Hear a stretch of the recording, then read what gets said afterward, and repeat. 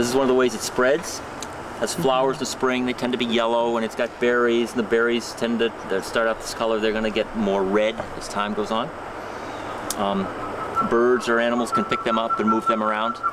Oftentimes find them under pine trees. I find them under pine trees a lot.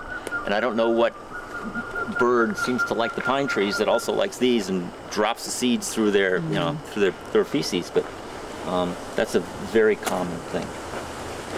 It's always nice to just grab a hold and pull without using any tools. You can only do that with fairly small plants. And you heard a lot of that crunching. That was roots snapping off.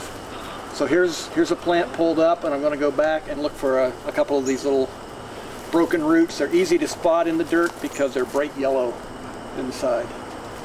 Will it grow from the pieces if you leave it in there? Yep. The bare spot in the soil is a great place for seeds to drop and other plants sprout. A lot of seeds need that soil contact to really take hold. If it has berries on it, this is a good time to snip those off and bag the berries. This is another Japanese barberry. This one actually got cut last year, but not pulled out, so it's resprouting. Cutting doesn't slow these down much. So I'm going to use a weed wrench. This is one of several kinds of tools that are good for, in this case, grabbing a hold of the plant down at the base and then applying leverage to pull the roots out. And this will take several tries because it's kind of a big clump. The way the weed wrench works is it just clamps on down at the base of the plant and then has a metal bar across it so that it doesn't just push down into the soil but actually gives leverage.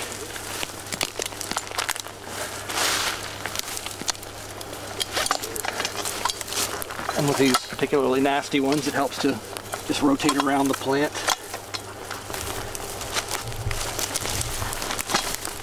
Loosening it from all angles.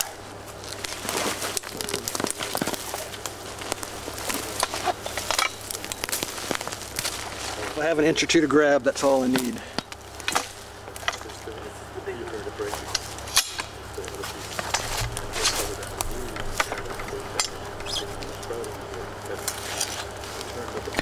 Something this big, it'll be a good idea to revisit next year because some of these roots will have gotten missed and will be sprouting again. The barberries have bright yellow wood inside the roots, so if it breaks off or gets skinned up, it's easy to find the broken roots and pull those out afterwards. And when I'm all done, I'll hang it in a tree so the roots aren't in contact with the soil, and also find some leaves to scatter around the site to help discourage other seeds from contacting the soil and sprouting. You may be walking your woods one year and see, oh, that looks like an unusual plant, and figure out, oh wow, it's a barberry. Ignore it, no big deal. Next year, come back, you might find one or two more plants.